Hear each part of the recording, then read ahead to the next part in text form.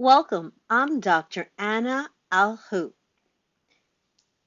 Today with DES Leadership Academy, we'll be looking at professional learning communities that lead to results. Professional learning communities for results challenge the practice of isolation.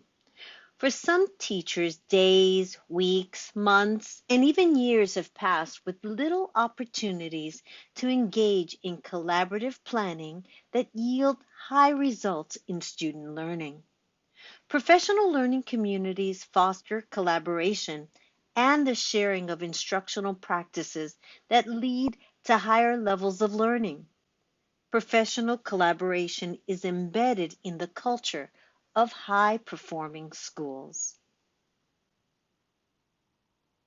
When you're looking at the professional learning communities and looking to move in that direction, schools, with their leadership and teachers, need to look at the existing structure of the school that needs to be changed.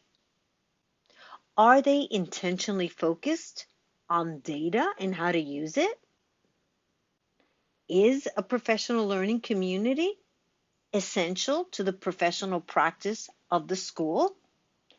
If it's not, there's plenty of room for improvement. A team can make better decisions, solve more complex problems, and do more to enhance creativity and build skills than individuals working alone. They've become the vehicle for moving organizations into the future. Teams are not just nice to have. They are hardcore units of the production. Blanchard said that in 2007. It's still true today in 2020.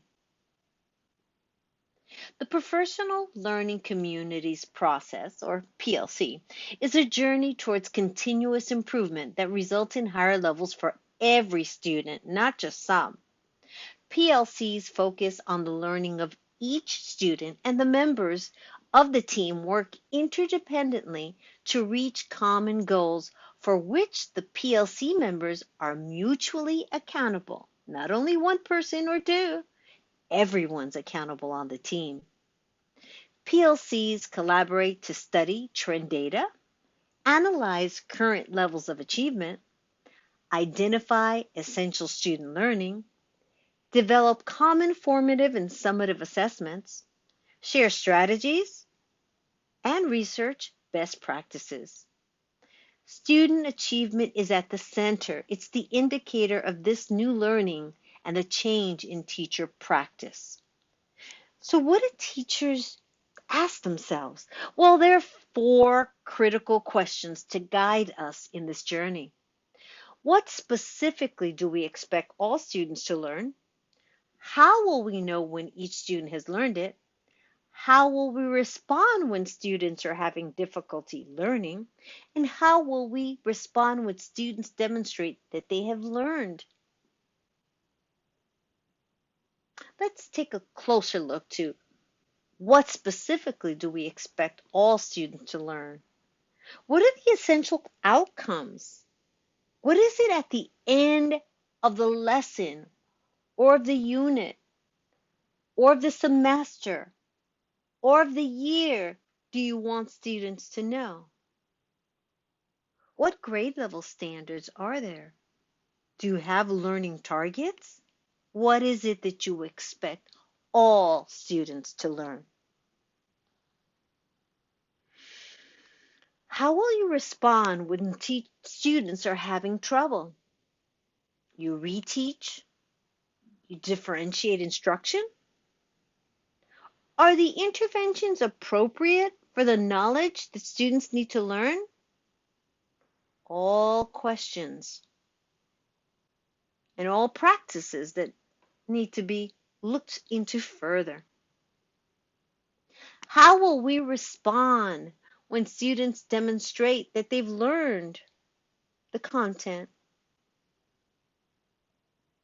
Are we going to use differentiated instruction? Or are we going to offer enrichment? that will lead to deeper levels of understanding. How are we going to do this as a team? Well, you must be committed to learn together interdependently, which means everyone has their part and everyone is responsible.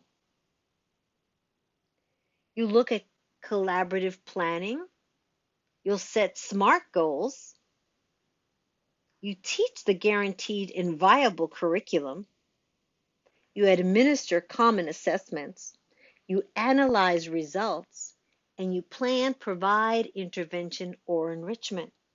You may say, Dr. Al-Hoop, I don't know much about each of these.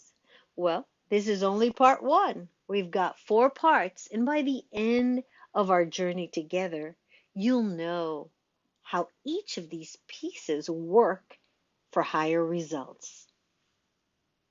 When you look at this, where is your school on the collaboration rubric?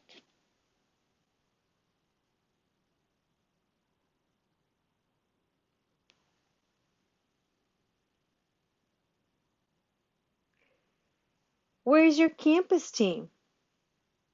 And this is something that you as teachers come together and are part of a long journey. Professional learning communities are not formed in a week, 2 weeks. I have seen schools go through this process for 3 years until the results are there as far as student achievement. But it's certainly a journey that all schools should take. Now, for this week, part 1 assignments. I want you to go to this link and read only the 6 essential characteristics of a professional learning community.